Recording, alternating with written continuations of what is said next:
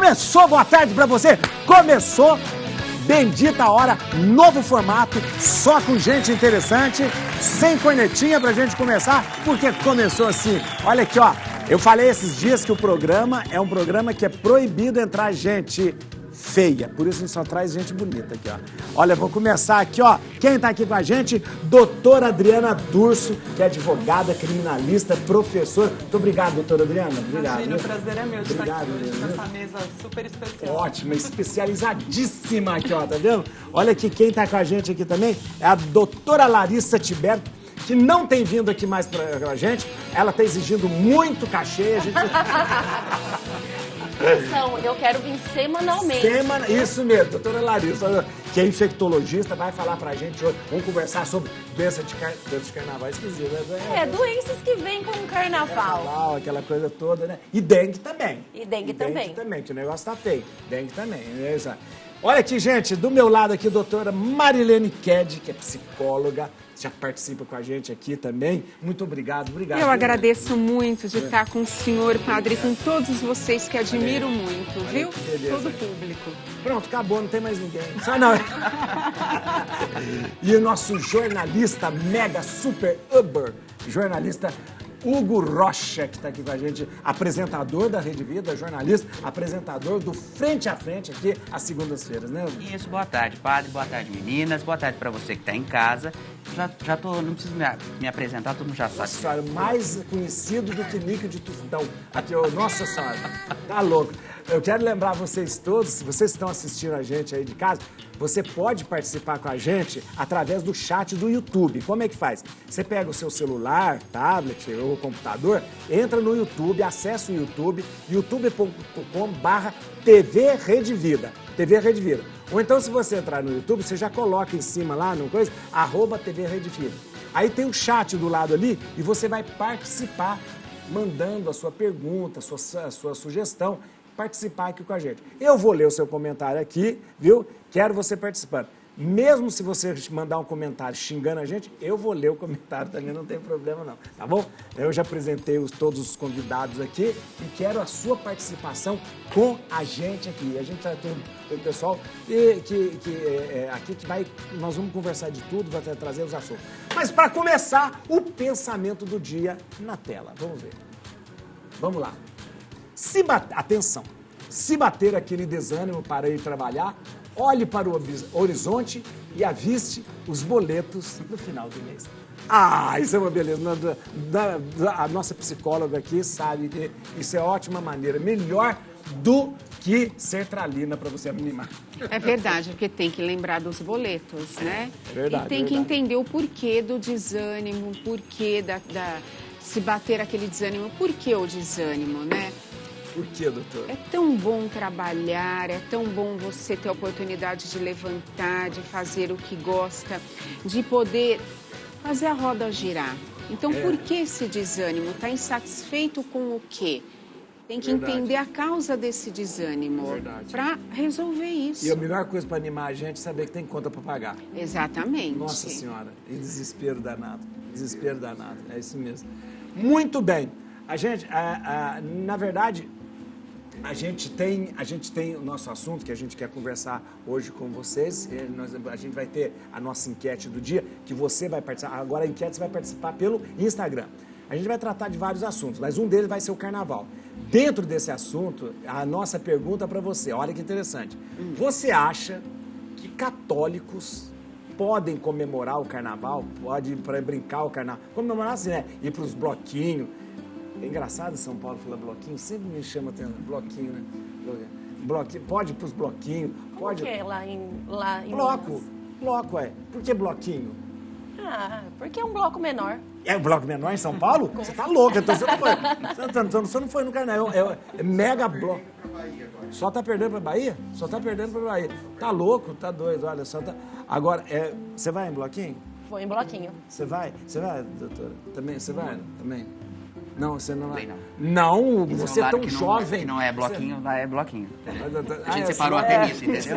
Pro bloquinho e Esse contra o lado aqui, ó, bloquinho. esse lado aqui não vai em bloquinho, porque eles são muito religiosos, muitas coisas assim. E esse lado aqui não é tão religioso. Eu nunca fui de carnaval, então é normal, já não, desde pequeno. Você não gosta de carnaval? Nunca gostei. Então, Eu você gosto, gosta de carnaval? gosto, já pulei mais na juventude. Agora que eu dou uma segurada, assisto pela televisão. E gosta de carnaval? Eu gosto de carnaval. Eu também gosto. Eu adoro. E principalmente depois, porque vem todo mundo doente, aí brincadeira. Vem todo mundo doente, vem um monte de gente também Vem um monte de- presa. Pra você... No meu caso também é maravilhoso. Mas, não, beleza, vem gente querendo...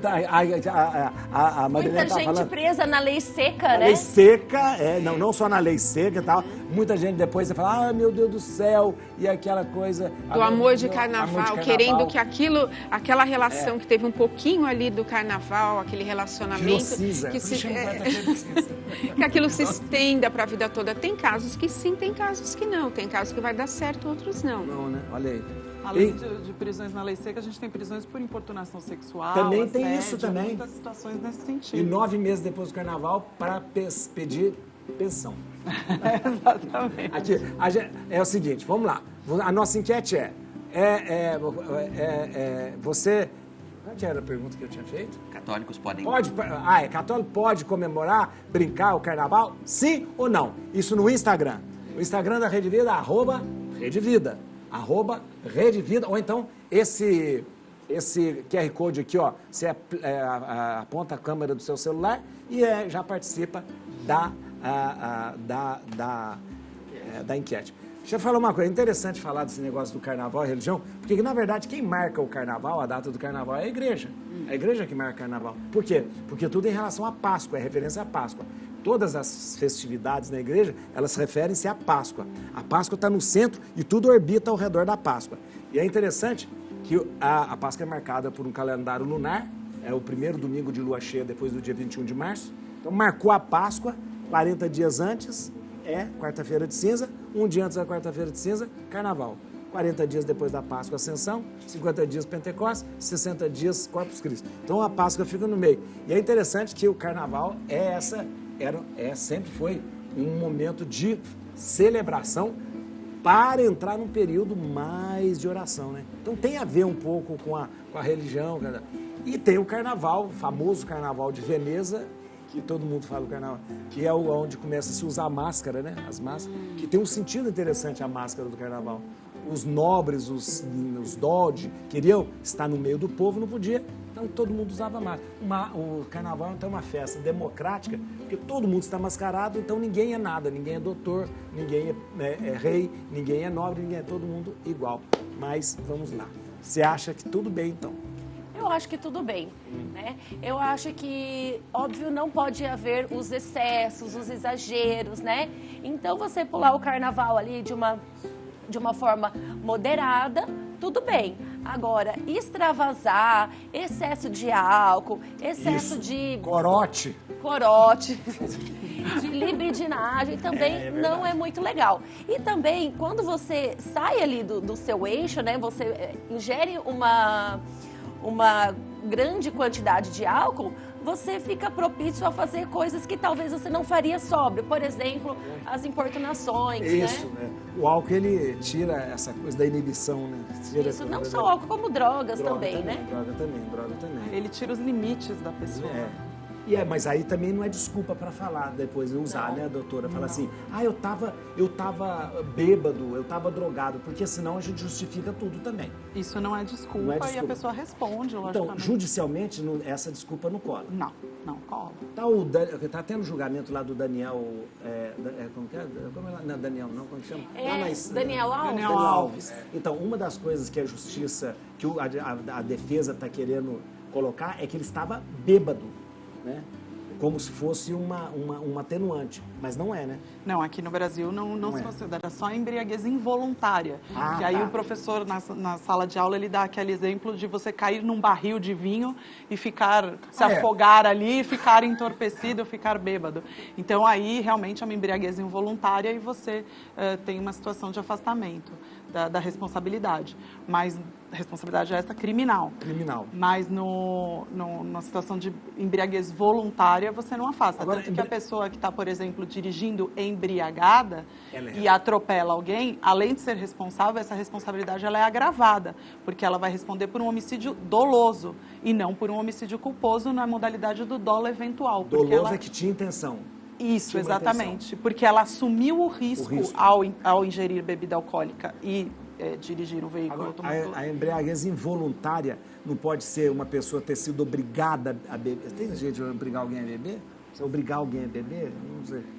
Até tem, através de uma situação de coação, uma ameaça, ser, né? e tal. Mas aí você tem que obrigar essa pessoa a beber, essa pessoa tem que estar bêbada e ela tem que cometer um crime. É um pouquinho mais complexa a situação.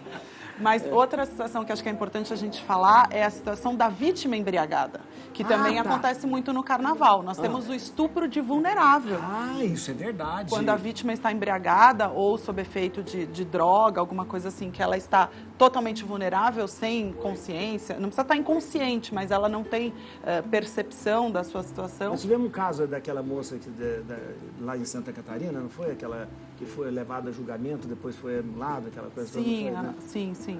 Mariana Ferrer. Mariana Ferrer, é isso mesmo. Que foi alegado justamente esse estupro de vulnerável, chama? Isso, de vulnerável. Ele é aplicado tanto para as pessoas que são vulneráveis por uma situação de embriaguez, que perderam a capacidade por uma situação de drogas, por alguma doença mental. Ou menores de 14 anos. E a doutora? Olha, eu não estou entrando... Rodolfo, cadê os comentários aqui? Eu não estou entrando... Não, os comentários aqui eu não estou entrando, não. E o pessoal não está mandando. Não é não. Não vem querer indicar o programa, não, doutora, né? É porque não está chegando aqui o... É que está chegando muito. Muito. Congestionou. Não é que não está chegando. É que ela abre uma caixinha do lado para eu ver, não está abrindo. Laura, faça alguma coisa. Tem que pensar assim que todo exagero pode falar. Tem suas consequências, né, padre? Todo exagero. Então, e muitas vezes essas consequências serão para a vida toda, né? Então, exagera no carnaval, aí pode engravidar sem querer engravidar no carnaval, às vezes só conheceu a pessoa naquele dia. Então, tem que pensar muito bem que toda ação tem uma reação, as escolhas, comportamentos. Então, vai beber, toma muito cuidado com a quantidade, não extrapola em nada, é uma diversão. Tem gente que também brinca carnaval sem beber, tem gente que lógico. Os retiros religiosos que tem, que o pessoal vai participar. Tem os retiros. Eu não participo não, você riu aí, achando que eu tenho um cara que participa, eu não faço isso não. Tá? Na verdade, eu posso falar uma coisa, eu vou falar uma coisa que de repente a pessoa vai poder achar escandalizado. Eu acho que a gente tem tempo para fazer retiro todo ano e tal. De repente, fazer retiro no carnaval, né, é uma opção para as pessoas que gostam e tal. Mas o retiro pode ser feito, não precisa fazer retiro de carnaval, pode fazer. Mas tem também esse negócio de fazer, vamos fazer um carnaval cristão, né? Aí faz festinha na paróquia e tal, como se o outro carnaval fosse do diabo. E não é bem assim. Faz a marcha para Jesus, é isso, não? Marcha para Jesus Marcha para Jesus é aquele movimento que acontece mas mais das igrejas evangélicas. Mas não é carnaval. Entendi. É porque eu já pensei em marchinha de carnaval, marcha pra... Avacalhou a marcha. Bispa Sônia, quem disse foi ela. A Bispa Sônia... Padre, eu queria fazer um alerta para as pessoas que vão pular o carnaval. Particularmente, eu acredito que não há problema nenhum do católico comemorar, celebrar o carnaval, desde que, como falou a minha colega Larissa, seja com limites, né? Mas é importante as pessoas terem cuidado com as bebidas. Mesmo, às vezes, não está bebendo álcool, mas está bebendo um refrigerante, uma água, e jogam uma droga, jogam alguma coisa. Então, cuidado com o copo, não apoia o copo em qualquer lugar. Fica bebida, esperto. copo, é verdade. Bem lembrado, viu, doutora? Bem lembrado. Não compartilhar também, porque a pessoa bebe aqui, não sabe nem o que tem. Ô, padre, deixa eu fazer uma colocação aqui, já que a gente falou mais da questão dos cuidados, que é legal ter, mas eu acho que o católico pode participar do carnaval Porque é uma festa que movimenta a economia. A gente precisa lembrar também do lado que beneficia a sociedade em geral, porque é uma festa que movimenta. O bloquinho está movimentando a economia lá com os ambulantes que estão vendendo. A empresa que patrocina também ganha, porque ela leva lá a sua marca para comercializar. Aí você tem os desfiles das escolas de samba, tanto aqui como no Rio, ou os blocos lá em Salvador. Eu acho que tudo isso movimenta. Aí a pergunta é a seguinte: nós temos uma festa que pode oxigenar nossa economia, que pode beneficiar um comércio, que vai gerar um resultado na profissão de cada um de nós, porque tem que ter notícia para mim, tem que ter o caso de amor lá da pessoa que vai se apaixonar, vai ter ali uma pessoa que bebeu e foi presa, né? Doutora Larissa vai ver um monte de gente com sapinho depois. E aí, eu acho que é interessante, tem que movimentar. Daqui 9 meses, ou depois de um tempo, o padre vai casar também o pessoal lá na igreja. É verdade. Fazer o batizado. Movimenta também, é verdade. Então, a gente tem que olhar também o lado positivo da festa, né? É o lado da diversão, tem a diversão também, mas tem a questão de que movimenta a economia, as ações públicas também são realizadas, tem muito projeto de conscientização que acontece aí, acho que a OAB, que a senhora faz parte, outras entidades, fazem trabalhos. Acho que os médicos também se reúnem fazendo a campanha. Acho que isso é muito legal, não é? Sim. É bom isso. É interessante uma coisa, eu acho... É a roda girando. Tudo é importante lembrar.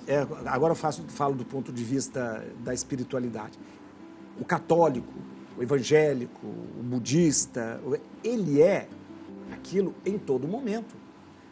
A religião, né, a sua fé não é uma fantasia que você coloca e tira e põe. Um chapéu, né? Você entra dentro da igreja e põe um chapéu, agora eu sou católico. Saio da igreja, tiro o chapéu. Não. Então, o católico, pode participar onde ele quiser, onde ele estiver. Por quê? Porque ele será católico lá, ele será evangélico lá. Ele pode levar os seus valores. Isso não tem problema, não é o fato dele estar numa festa, que vai dizer que ele é indigno, que ele é pecador. Não, ele vai ser o que ele é em qualquer lugar. E eu acho bom que vá pessoas assim, em festas e tal, para mostrar, eu posso ser feliz, eu posso brincar, eu posso fazer, e não deixo de ter minha dignidade. Eu não deixo de ter minha dignidade. E nem implicar com quem vai, né? Não, e nem implicar. Não, isso também. Nossa. E não ficar enchendo o saco dos outros. Ai, você gosta de carnaval? Isso é coisa do diabo. Uma notícia aqui, eu queria que a gente comentasse e também falasse, olha, ó, o Rei Charles. Gente, quando fala Rei Charles, eu sempre lembro do cantor. É engraçado, né? Ray Charles, né? Rei Charles. O Rei Charles III é diagnosticado com câncer e adia compromisso. O tipo de câncer não foi revelado e, segundo a BBC, não se trata de um câncer de próstata. Na verdade, houve uma confusão, porque ele foi fazer o exame normal de próstata e descobriram o câncer. Aí ele foi noticiado como se fosse câncer de próstata. Mas não é um câncer de próstata, né? Não é um câncer de próstata. Né? É um câncer que não foi revelado, ninguém falou ainda, mas não deixa de ser uma notícia preocupante também, né? E a gente se depara com essa notícia desse surgimento do câncer do Rei Charles, né? Temos, e vem aí a dúvida, né? A medicina preventiva pode auxiliar na prevenção do câncer, né? Eu quero receber aqui, né, para falar desse assunto, né, de forma remota, né, o endocrinologista, o grande endocrinologista aí, ó, igual a doutora, grande doutora, meu amigo, nosso amigo, sócio do programa aqui, ó, doutor Daniel Bratão. Boa tarde, doutor Daniel. Boa tarde, padre. Como é que tá o senhor? Graças a Deus, muito bem, com muita saudade do senhor, viu?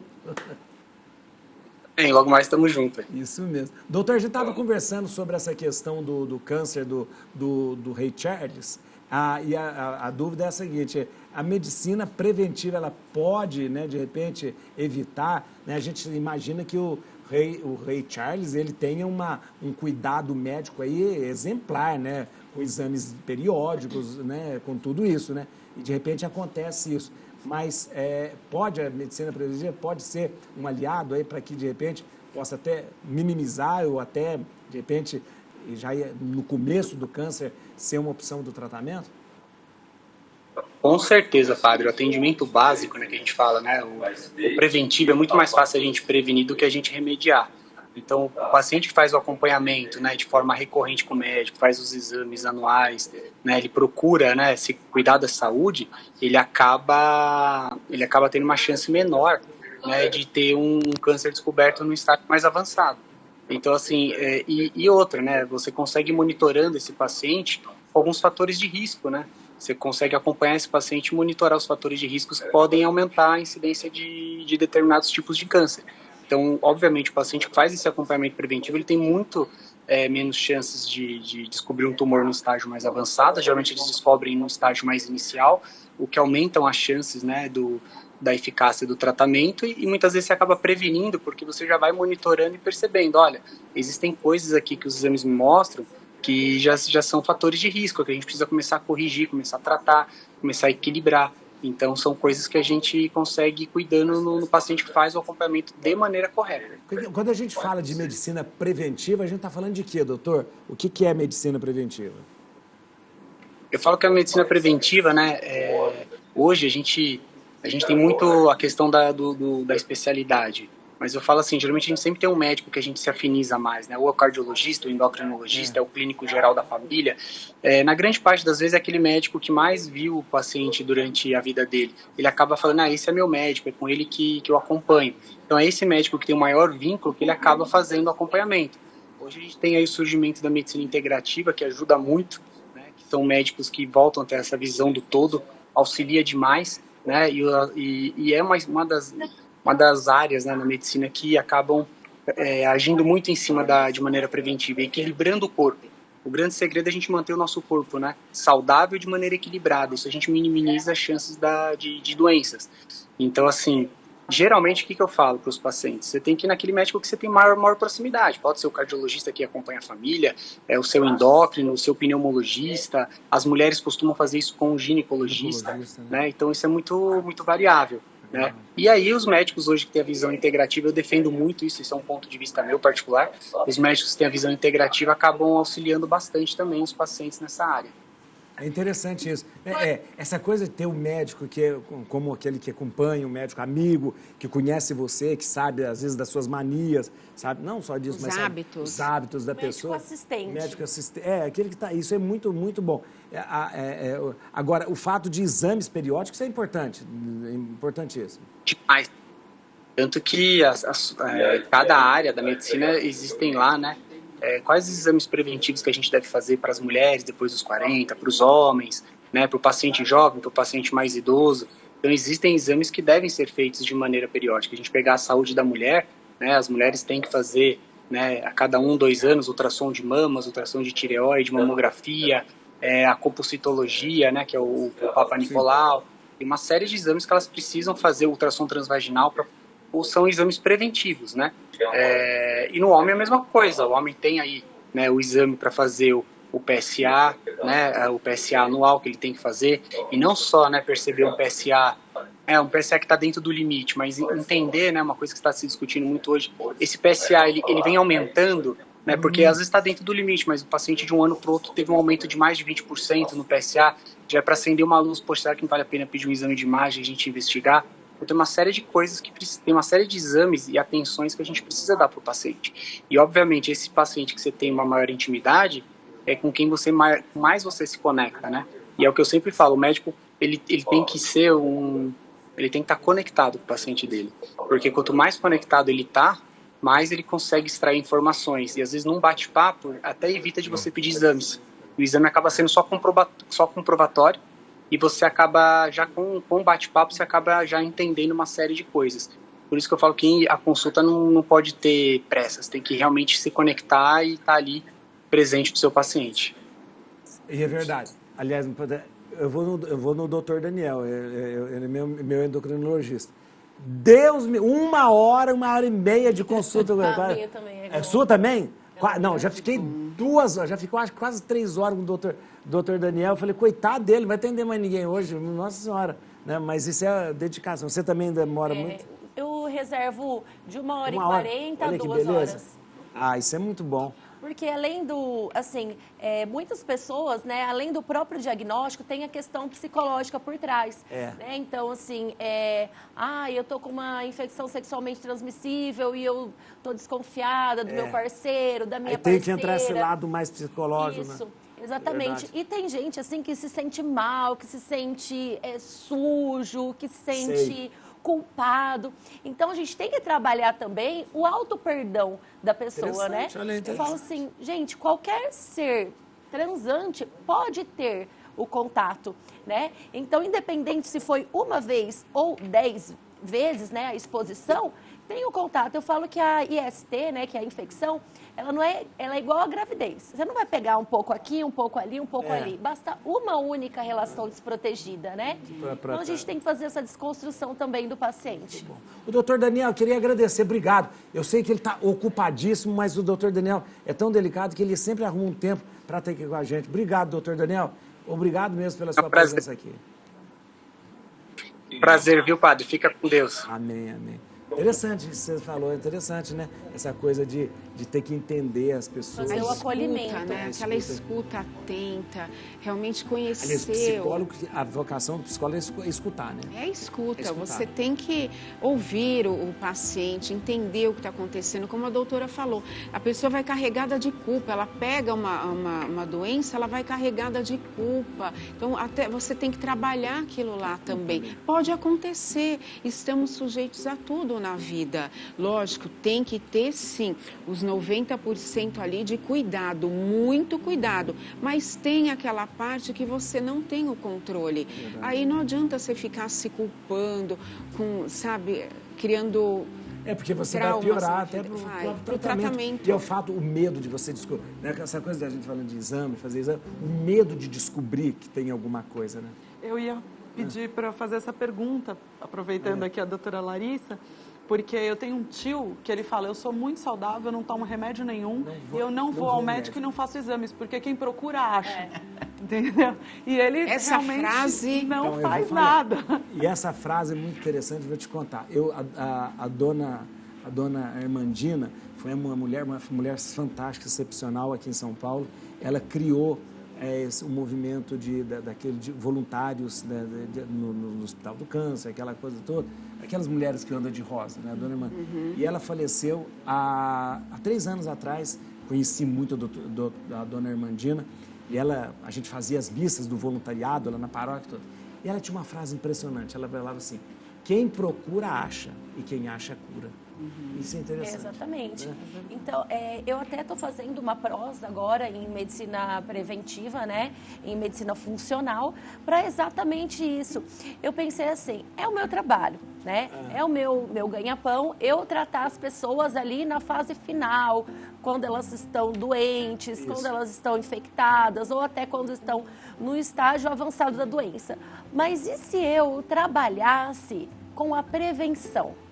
Então, pensando nisso, que eu comecei a ir para as mídias sociais, que eu venho aqui, que hoje eu fui também na Rádio CBN de Salvador, porque a gente precisa de informação. A informação, ela é libertadora. E quando você tem informação sobre os seus exames, você está no controle da sua vida, você pega a rédea, você tem como curar, né? Ou você tem como tratar. Porque eu falo assim, morrer... Todo mundo vai morrer. Só que você tem como escolher entre morrer bem, morrer saudável, de uma forma tranquila, ou morrer sofrendo, morrer definhando, né? Então, por exemplo, com certeza, o Rei Charles fez um screening, um rastreio para todas as doenças, né? E ali ele deve ter pego no começo. No começo, porque é uma pessoa que deve fazer exames regulares. Né? A própria coroa exige que ele faça exames regulares, tudo isso, né? Exatamente. Então, pega ali no início. Né? Quando a gente trata, né, no início, a gente não trata as consequências. Por exemplo, se a gente pegar uma pressão alta, descobriu ali no começo, é um remédio para pressão e a pessoa vive bem. Agora, se não faz exame, se não sabe o que está acontecendo, a gente vai descobrir quando tem insuficiência cardíaca, quando tem infarto, quando tem um AVC. Então, quando a coisa está degringolando de fato. Então, a gente, além de tratar a doença, a gente começa a tratar a consequência. Muito bom. Ótimo. Se você fizer muita prevenção, você não vai ter serviço. Não, mas aí eu tenho serviço prevenindo. Tô brincando. Aqui, ó, mais uma notícia aqui para ele. Aqui, ó, recrutadores contam... Não, cadê o negócio? Qual a notícia? Fiquei doido. Cadê? Agora aqui, ó, recrutadores contam histórias de jovens que levaram os pais em entrevista.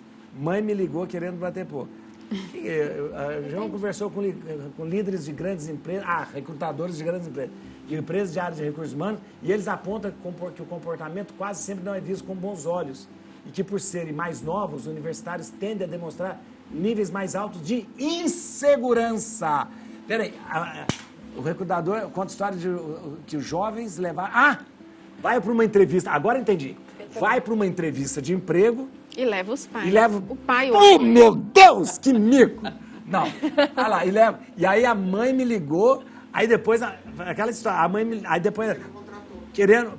Você não contratou meu filho, e não sei o quê. Agora me fala, o que é isso? Olha, padre... A tal da geração Z.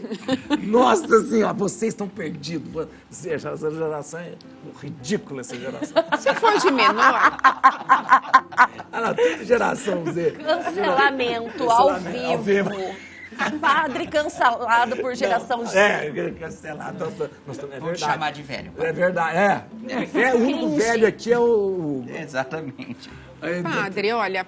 Pode acontecer, nos casos, por exemplo, jovem aprendiz, né, menor de idade, um caso ou outro, o pai ou a mãe querer acompanhar. Agora, tem muito disso, dessa insegurança dessa geração, tá? Uma insegurança muito grande, a geração que cresceu aí, né, tudo só nas redes sociais, na tecnologia, tem dificuldade de interagir. Então, aí leva o pai ou a mãe para ajudar ali, para ver o que fala. Realmente, isso precisa ser tratado. Não, imagina, o recrutador vai ver aquilo, vai falar, meu Deus do céu, o que eu vou botar aqui nessa empresa? Uma pessoa que precisou trazer, só faltou trazer lancheira. Já pensou com 18, 19 anos, levando o pai ou a mãe junto, porque não consegue interagir, não sabe conversar, não sabe explicar quem ele é, como ele é, como... Então, responder as perguntas básicas ali. Isso, padre. No Frente a Frente, nós entrevistamos o Pondé, e uma das perguntas foi a seguinte, se tinha mudado o perfil dos alunos ao longo do tempo em que ele leciona. Ele falou assim que hoje em dia os alunos, eles estão muito melindrados. Tem temas que você não pode debater mais com os alunos porque eles não estão prontos.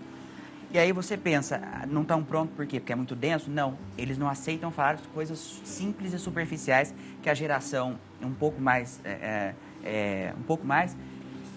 velha. Não ia usar esse termo. Um pouco mais seja, cringe. Mais experiente. Muito obrigado, doutora Adriana. Tinha super tranquilidade para tratar, eles não conseguem. Então, uma questão filosófica não pode ser tratada em sala de aula porque eles se ofendem. E aí, o que acontece? É capaz do pai... Então, eles já chegam com vários diagnósticos. Os alunos chegam com vários diagnósticos, né? Então, você imagina, a faculdade é uma sala de aula, com, sei lá, 50 alunos, cada um deles tem o seu diagnóstico, o professor tem que melindrar cada um deles. Então, os temas têm que ser ponderados. E é no contraditório que a gente cresce. Não pode haver essa contradição. A gente conversava aqui, eu conversava com a doutora Marilene, antes do programa começar, e a gente falava justamente sobre isso, né? Onde você não pode mais falar nada para as pessoas, você não pode ofender, você não pode falar, olha, faça isso direito, você não pode. Não. Então, tá ficando, isso isso é uma coisa que de repente começa a dificultar até a questão do aprendizado, a questão do emprego, a gente está vendo. Na verdade, eu custei, Rodolfo, entender a manchete, eu custei entender a manchete, né? Porque, falei, meu Deus, porque de tão absurda que é, da mãe que liga, de repente, você não deu emprego pro meu filho, por quê? Tá achando que ele não é bom, tá achando que ele não é bom o suficiente, e não sei o que, você vai ver, né? Eu vou furar o pneu do seu carro. Por sua culpa, meu filho ficou mal, tá mal. Agora tá lá, ó. Isso. Tá comendo lá bastante, né?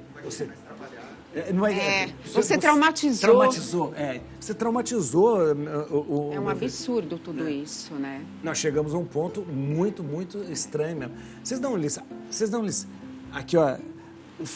Tem uma coisa, Caio Fernando, é muito constrangedor isso de levar o pai e mãe na entrevista. Passa muita descredibilidade. Passa descredibilidade e vergonha também, né? Eu nunca mais aparecia, né? Depois você levar seu pai, a mãe, nunca mais. Rodolfo, você arruma esse negócio aqui pra aparecer os comentários? A questão que eu gostaria de fazer é o seguinte, quem leva pai e mãe na entrevista, será que leva depois pai e mãe na rotina de trabalho também? Porque então, como é que ele vai assumir as obrigações, as responsabilidades? Como é que vai fazer? Você leva pra também? Não. E uma questão também é o pai e a mãe desse, eu ia falar dessa criança, mas não é, né? Desse adulto jovem. E aí? E ele, então, eles são os pais, né? Os pais também falam, peraí, eu vou criar meus filhos desse jeito? Vou criar... Pelo amor de Deus. Pelo jeito, alguns estão, porque, olha, está acontecendo. Vocês me dão licença, eu vou lá e já volto. Vou lá. Vocês não vão tomar... Tem café, Rodolfo? A gente vai dar café pro pessoal. Vocês tomam café, não tomam? Sem açúcar. Já veio, começou, acabou baixo. Também toma café, doutora Adriana? Toma café também, né? Sim. Sem açúcar e sem adoçante. Puro. Com adoçante. Eu com açúcar. Aí, cada um do jeito, pronto. Nós somos raiz. Nada. A gente não leva mãe e pai na entrevista. Maravilhoso. Muito bom. Aqui tem café, no meu não tem? Ah, e no frente a frente? No frente a frente, que usa esse estúdio aqui, ó. E não paga aluguel? O segundo tema foi café, inclusive, no programa. Foi. Ah, é? Ah, o presidente da Associação Brasileira das Indústrias do Café, o Pavel Cardoso, esteve aqui, falou sobre números. O café move, né? Mas e não teve café. Servir café que é bom, nada. Nada. Eu sempre cobro o Rodolfo. E nem ele trouxe. Ele tinha que trazer um café gourmet, um café... trazer do café. Aliás, cresceu muito. Olha lá. Café tesouro. Café tesouro do Botucatu. A gente vai pro intervalo, rapidinho a gente volta. Aliás, pai, eu lembro que tinha um padre lá que ele usava um negocinho disso aí de água benta mesmo. Ela pensou, aqui a doutora perguntou se era água benta. Olha aqui o adoçante nosso, como ele é pra tirar a marca, né? Nosso adoçante, até o nosso adoçante, nossa, a doçura do coração de Deus. Aqui, a gente vai fazer agora... Lembra a enquete que a gente fez? Católico, pode ou não pode? Aquela coisa de carnaval. Vamos lá. Agora estou com medo dessa pesquisa. Vamos lá, quanto que deu? Cadê? Logo! Vamos lá! É para criar um suspense. Suspense. Então põe uma música. Segurar a audiência, padre. Olha lá. Ah, isso! Cadê? Bota aqui já tá no ar. Só não tá. Olha lá. O que acha de católicos podem comemorar o carnaval? Sim, 68% e não 32%.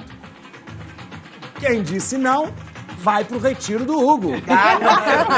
O Hugo vai fazer o retiro. Eu não, que eu citei, porque nem eu não participo nem disso. Você sabe que o ano passado eu fiquei aqui em São Paulo mesmo, mas eu via as pessoas só se locomovendo lá pros bloquinhos. Eu não cruzei com nenhum. Não cruzou com nenhum? Um bloquinho. Eu fiquei numa felicidade. Nossa, eu moro perto de onde o pessoal faz muito bloquinho. Aliás, eles começa ali, eu escuto mesmo. Muito bloquinho. Doutora, você queria falar uma coisa daquilo? A doutora quer completar uma informação antes de falar que a gente tinha falado de estupro de vulnerável, aquela coisa toda, né? A gente falou de importunação, de estupros de vulneráveis e tudo mais. Vamos admitir que aconteceu alguma coisa ali, ou até mesmo foi um sexo consensual. Mas no outro dia você acordou, olhou pro lado e falou: o que eu fiz? Meu Deus, né? Não usou preservativo, não usou lubrificante, não se cuidou.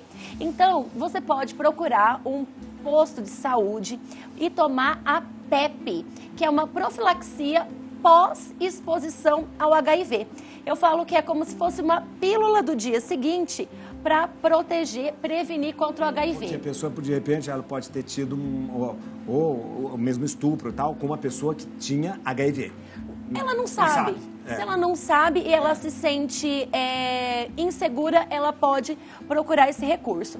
Também tem a profilaxia para sífilis, tem a profilaxia para as hepatites, que no caso é a vacina. Tem profilaxia para o HPV, que também é a vacina. Ah, tem profilaxia para o... HPV. HPV, é dizer, o HPV. Que é a vacina. E também a gente tem aí a a profilaxia para evitar uma gestação, que é a pílula do dia seguinte. Só que eu vou falar moralmente aqui, eu tenho que falar da pílula do dia seguinte, que moralmente é condenável, eu tenho que falar. Condenável por quê? Porque ela é uma pílula abortiva. Então, aí, não, você pode falar com um profissional, mas eu como padre tenho que falar. Não, para falar livre não tem. Você como profissional tem que falar. Só que eu tenho que falar que moralmente é uma pílula que não se deve tomar, porque ela é abortiva. Essa é a posição moral, e aí eu estou falando para católico. Para católico, né? Para o católico, né? Só pessoa, o que eu fiz? Nessa questão que você falou também, não é porque existe esse tipo de prevenção que pode também o pessoal sair fazendo tudo aí sem prevenção, não é? Toda medicação, ela tem as consequências, né? Então, tem efeitos colaterais, tem pessoas que têm algum problema ou hepático ou renal que não pode fazer uso dessa medicação. Então, assim, o melhor é prevenir. Então, não cometer excessos, não beber excessivamente, né? Se relacionar com pessoas conhecidas, usar preservativo, né? Só depois do casamento, né, padre? Moralmente falando. Não, o médico tem que falar. O médico tem que falar. E depois cada um vai no seu confessor, no seu padre, no seu e pergunta. O médico tem que falar, claro que tem que falar. Não tem problema, não. Não, aqui é pra gente falar, sim. Agora tem uma questão aqui pra doutora Adriana, aqui, que a gente, vamos ver, que eu fiquei também meio escandalizado quando eu vi essa notícia também lá. Eu vi a notícia antes que gerou isso. Procon diz que estabelecimentos podem proibir o uso de eletrônicos desde que avise. Notebook, em padaria, virou caso de polícia. Eu acho que todo mundo campanhou. O segundo órgão, o estabelecimento precisa informar as possibilidades e restrições antes que o consumidor ocupe os lugares ou faça seus pedidos. Proprietário da padaria da Grande São Paulo tentou agredir cliente que usava notebook. Muito bem, aconteceu onde? Foi ali na Barueri, Barueri, né? Barueri. A pessoa sentou na mesa e começou a mexer com o computador e virou um caso de polícia. Porque ele expulsou, depois de expulsar, ele saiu correndo atrás do cliente com um pedaço de pau, aquela coisa toda. Doutor, eu confesso que eu não sabia que não podia usar eletrônicos, né, desde que avisa, na padaria, tá vendo? O que é que diz a lei? O que acontece nesses casos é que o estabelecimento, no caso a padaria, não poderia proibir algo que não está proibido por lei. Então, ninguém é obrigado a fazer ou deixar de fazer algo senão em virtude de lei. Isso é o que o nosso ordenamento jurídico estabelece.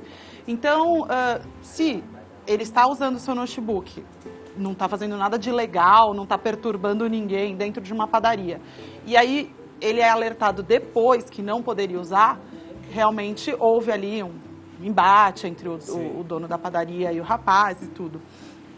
Até uma discussão. E o rapaz não estava fazendo nada de errado, porque ele mesmo também desconhecia essa regra nova que foi inventada ali, talvez até para ele, de maneira discriminatória, dependendo da situação, né? Então, o que o Procon diz aí? Que os estabelecimentos até poderiam proibir desde que eles alertassem antes. Que colocassem, por exemplo, um cartaz na porta falando: neste estabelecimento é proibido o uso de eletrônicos. Como tem os bares secretos que tem aqui em São Paulo, por exemplo. Bar secreto? São bares e restaurantes que você não pode usar celular e tal, porque é uma coisa diferente e tal. Então, eles proíbem realmente. Olha, a gente vai lacrar seu celular e tal. É bem interessante a proposta. Bar secreto? Mas não faz nada de errado. Não faz. Não. Você não pode. Faz. A Laura falou que faz. A Laura vai no bar secreto. Em algum. Não. Por exemplo, atrás, tem por exemplo, que fica atrás de uma loja de doces. Então, é uma loja de doces, você entra, aí nos fundos você tem um restaurante, um bar e tal. Entendi. Então, você acessa, para acessar você tem que ser convidado e tal. É bem interessante a proposta. E lá, por exemplo, não é permitido a utilização do celular.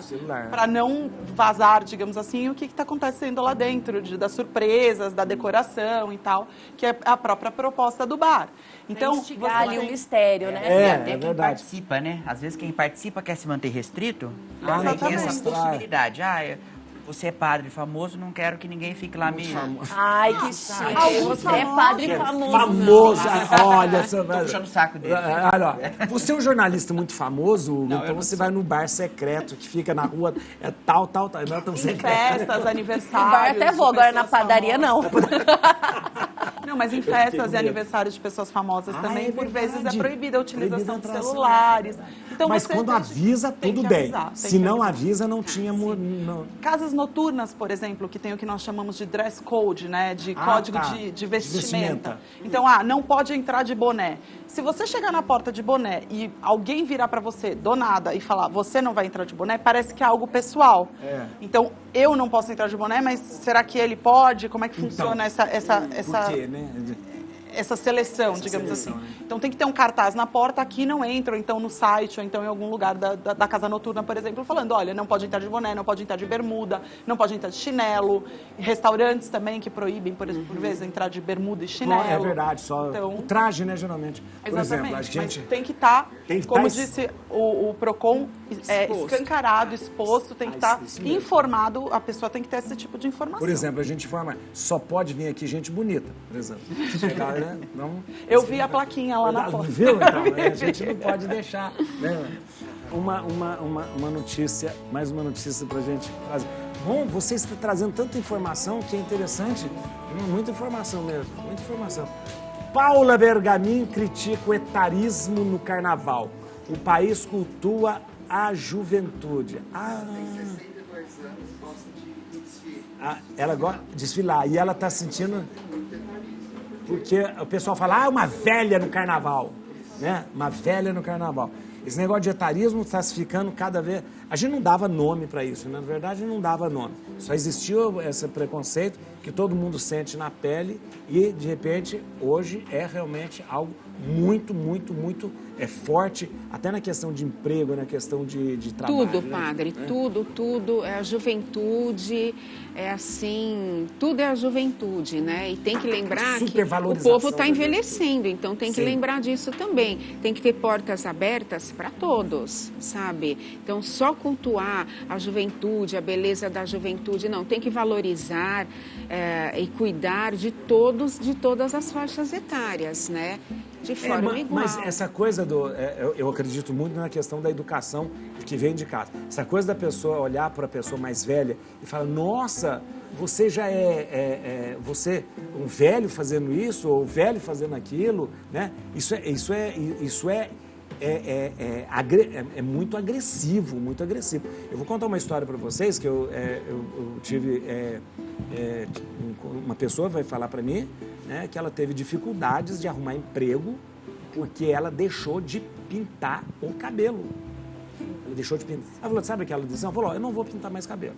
Não vou pintar mais cabelo, não. Aí é o seguinte, pior, ela perdeu o emprego, é professora, perdeu o emprego e depois estava com dificuldade de arrumar emprego porque a pessoa fala assim, mas você é muito velha. Ela não era tão velha, ela só tinha, né? Mas você é mais velha para lidar com a classe e tal, aquela coisa. Ou seja, o ponto que chegou da pessoa de repente, perder o emprego e ter dificuldade por causa disso. Vou lhe dizer, padre, essa situação da discriminação às pessoas mais velhas, ela se agrava quando se trata da mulher.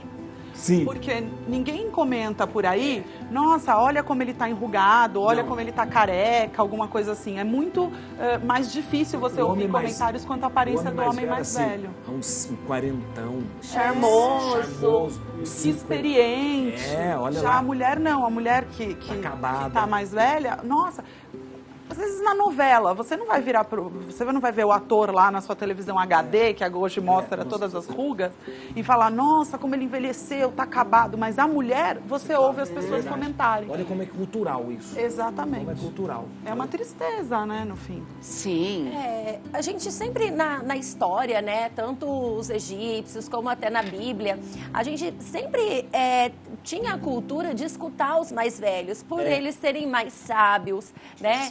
Mais experientes, já passaram pelas situações que a gente está passando agora, né? Então, eu acho que isso é a imaturidade. Quando eu tinha lá pelos meus 15, 16 anos, meu pai, minha mãe falava alguma coisa, eu falava assim, não sabe de nada. Hoje, eu cultuo muito o que eles têm para me falar, né? Então eu me aconselho muito com eles. Então acho que isso aí também é até da questão ali da idade, da imaturidade. O Rodolfo quer falar, o nosso diretor quer falar. Né, padre, para selecionar essa notícia, né, a gente estava dando uma olhada em outras pesquisas, e as pesquisas mais recentes apontam que o etarismo tem começado cada vez mais cedo. Hoje em dia o etarismo começa a partir dos 40 anos, aquilo que até o senhor... Exatamente. 40 anos. Eu estou pensando, quando eu chegar com 40 anos... Exato. 40 anos tem que ser etarismo! Você viu? Isso é etarismo. Então, a partir dos 40, a pessoa já começa a sofrer o etarismo.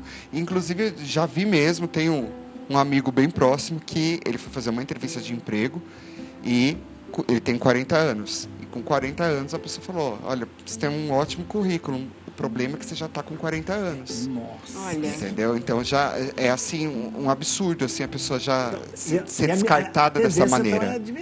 É ir diminuindo, porque antigamente era 50, 40... E também isso é uma desinteligência, né? Sim. Porque a gente está vivendo cada vez mais a perspectiva de vida, né? Ela vai aumentar muito. Então, antigamente, né, até a gente olha nos álbuns, né, as nossas avós com 40 anos, com 50 anos, elas eram senhoras, elas eram idosas. Hoje em dia, com 40 anos, é a Carolina Dickmann, é a Flávia Alessandra, que são jovens, né? Então, antes vivia-se até os 60, depois até os 80, agora vai chegar a 90, 100. Então, a gente tem que trabalhar isso também, né? Porque antigamente o final da vida era 60 anos. Hoje, uma pessoa com 60 anos é jovem. É verdade. A Larissa falou no começo aí de que antigamente as pessoas valorizavam os idosos. Eu tenho um histórico de sempre gostar de pessoas mais velhas. Eu sempre tive amizade. Isso eu sei. Ele só tem gente mais velha. Os amigos dele, ele vai na missa lá na paróquia. Isso. É aquele, só de gente, ele tem um fã-clube lá, assim, ó. Mas é porque essas pessoas, elas podem te ensinar alguma coisa. Agregam muito. Tem experiência, tem história para contar. E eu sempre valorizei muito ouvir as histórias e essas pessoas gostam, pessoas idosas gostam de contar a história. A troca é muito boa. E quando tem alguém disposto a ouvir, eles estão mais felizes, ficam mais felizes ainda. E eu tenho duas amigas em especial que eu quero citar aqui, que é a Cris Marcondes e a Maria Amália. Elas são mulheres dinâmicas. Tem as minhas amigas da paróquia também, mas eu estou falando dessas duas em especial. A Cris, inclusive, tem um Instagram que chama Velha Eu. E ela valoriza, ela sempre critica essa questão de etarismo e ela fica valorizando o pessoal que já passou ali dos 50 anos, dos 60 anos, porque é um pessoal que tem muita disposição para fazer tudo. E isso é muito legal. Eu registrar que não é porque a pessoa é mais velha que ela não tem disposição para fazer as coisas. Pelo contrário, padre. Essas pessoas, elas têm muito mais vigor porque elas já cumpriram ali o trabalho, o período de trabalho delas já foi cumprido. Então, elas podem ensinar, elas estão dispostas a ensinar. Então, os jovens que me acompanham aí, ou você que tem o seu neto, alerta ele, fala, olha, aproveite os bons momentos que você tem comigo ou com os mais experientes para aprender, porque é uma experiência que não tem faculdade que pague, né?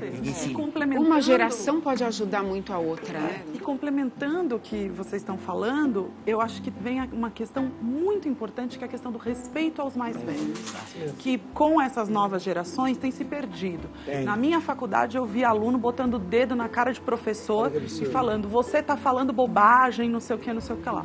Isso para mim é inadmissível. Mas é porque você veio de um berço que você não admite. Agora, uma pessoa, o que o berço dá, nem o túmulo tira. Vocês têm que saber disso. Se você recebe isso em casa, é para sempre. Isso é na família. Acabou, Rodolfo?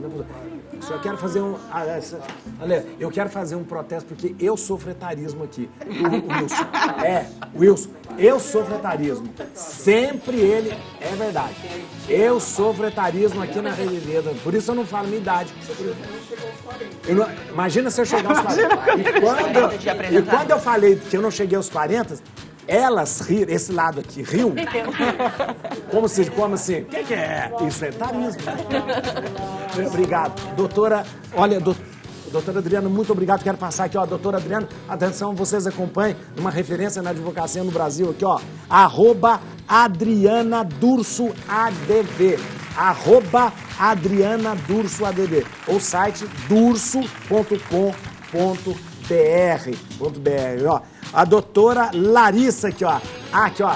Vai lá no Instagram dela, @DRA, doutora Larissa Tiberto. Doutora Larissa Tiberto. E olha, e no YouTube é não sei falar isso. No YouTube é Medcast com X. É Medcast. É um podcast com X. Isso. Medcast. Tá lá no coisa. Doutora Marilene Ked, muito obrigado. E ó, @Marilene Ked, tá aí, ó. E o Wilson, Wilson. Tô com o Wilson na cabeça. Hugo.